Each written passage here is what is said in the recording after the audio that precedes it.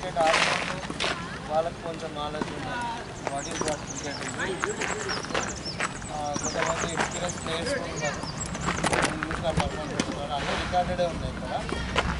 So ఇంకా మేము basics వాళ్ళు అందరినీ ప్రమోట్ చేస్తాము. మ్యాచ్ కొందరు బేసిక్స్ వాళ్ళని మాత్రమే విజిట్ చేస్తాం. అన్నీ వీడియో రికార్డెడ్ పర్ఫార్మెన్స్ చేస్తుందని మీకు ఇన్ఫర్మేషన్ వస్తుంది. So basic cricket academy main ఉద్దేశం ఏంటంటే మిడిల్ క్లాస్ ప్లేయర్లకి అందరి కోసం ఒక ప్లాట్ఫామ్ ఇప్పుడు వరకు టోర్నమెంట్స్ మేము కండక్ట్ చేసినాం రెగ్యులర్గా. సో టూర్లు వెళ్తుంటాం బయట, లీగ్స్ తీసుకుంటాం మనం Hyderabad cricket association. Best perform ప్లేయర్స్కి today division first division match ఆడిస్తుంటాం. సో ఇక్కడ ఏంటంటే డొమెస్టిక్ క్రికెట్ ఏరియాలో ఒక ప్రాక్టీస్ మ్యాచెస్ సెషన్స్ అకాడమీలో లాగా అందరినీ ప్రమోట్ చేస్తుంటారు. ప్రొఫెషనల్ క్రికెట్కి వెళ్ళాలనుకునే వాళ్ళు జాయిన్ అవ్వచ్చు. అండ్ ఇలాంటి టోర్నమెంట్ ఆడడం వల్ల ఉపయోగం ఏంటి సార్ అంటే మీకు పర్ఫార్మెన్స్ అనేది లైవ్లో స్ట్రీమ్ అవుతూ ఉంటుంది. సో బెస్ట్ పర్ఫార్మ్ చేస్తే ఏదైనా స్పాన్సర్షిప్ కొంతమంది మా దాంట్లో రెగ్యులర్ ప్లేయర్స్ సో వాళ్ళ ఫైనాన్షియల్గా కూడా హెల్ప్ అవుతుంటుంది అకాడమీ ద్వారా. సో మీరు ఒక టోర్నమెంట్లో పర్ఫార్మ్ చేస్తే నెక్స్ట్ లెవెల్ ఏంటి సార్ అంటే ఒకటేసారి లెవెల్ ఇలా కంటిన్యూగా ఆడుతూ ఉంటే లోకల్ మ్యాచెస్ జరుగుతుంటాయి, అకాడమీ మ్యాచెస్ అన్నీ పర్ఫార్మ్ చేస్తుండాలి. అన్నింటిలో కన్సిస్టెంట్గా ఆడుతూ ఉంటేనే లైఫ్ టోర్నమెంట్ 2 టోర్నమెంట్స్ పెద్ద ప్లేయర్స్ ఎవరు 365 డేస్ ఎఫర్ట్ పెట్టి ఆడుతుండాలి క్రికెట్ అనేది. మనం స్కూల్కి ఎలా అయితే వెళ్తామో కాలేజ్కి ఎలా అయితే వెళ్తామో సేమ్ మీరు దీన్ని కూడా అలానే తీసుకుంటేనే ప్లేయర్స్ అవుతారు. ఏదో పండుగలు వచ్చినట్టు మనం క్రికెట్ బ్యాట్ పట్టుకుని ఆడితే ఎప్పటికీ రాలేదు ప్లేయర్స్. కూడా ఓకేనా? సో అందరు ఏం చేయాలంటే మీరు ఈ యొక్క టోర్నమెంట్లో మ్యాచ్ ఇస్తాను ఆ పర్ఫార్మ్ చేయండి. నెక్స్ట్ లెవెల్ టోర్నమెంట్స్ బయటకు వెళ్తారు. బీసీసీఐ స్టేట్ లెవెల్తో మ్యాచ్ ఆడిస్తుంటారు. మొన్న మధ్యప్రదేశ్ జబల్పూర్ వెళ్ళాం. మీరందరూ వీడియో చూస్తుంటారు. స్టేడియంలో జరిగిన మ్యాచ్ బీసీసీఐ స్టేట్ ఆపోజిట్ ఆడింది. ఇక్కడ మన లోకల్లో వచ్చి మాత్రం బీసీసీఐ స్టేట్ టీమ్ ఆడాలనుకుంటారు, అపోజిషన్ వాళ్ళు పంపారు.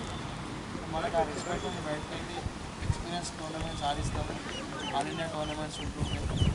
వాటి వల్ల ఎక్స్పీరియన్స్ ఫర్దర్గా క్రికెట్ కెరీర్లో ప్రొఫైల్ బిల్డ్ అవుతుంటుంది, సర్టిఫికేషన్స్ వస్తుంటాయి.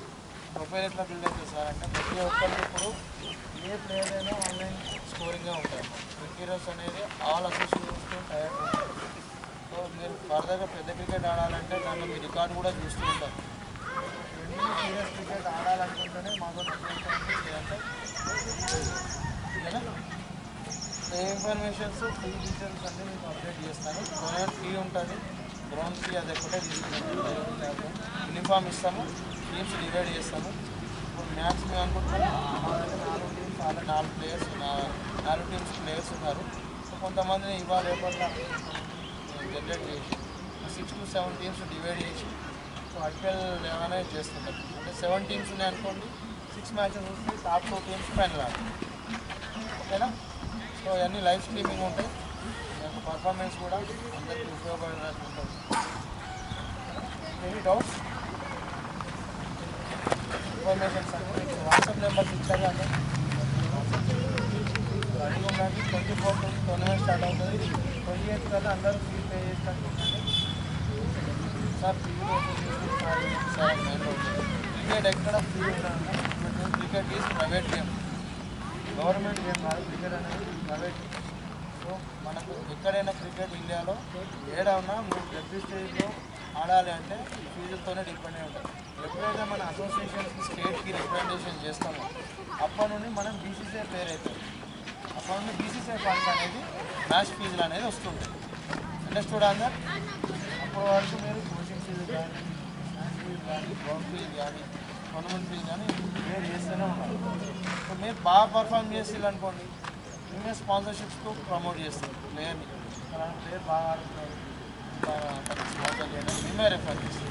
సో ఇక్కడ అన్ని ఆపర్చునిటీస్ ఉంటాయి. నోట్స్ నాకు కాల్ చేయాలి, క్లియర్గా మాట్లాడుతున్నాను. పేరెంట్స్ నాకు కాల్ చేసి మార్నింగ్ 7 to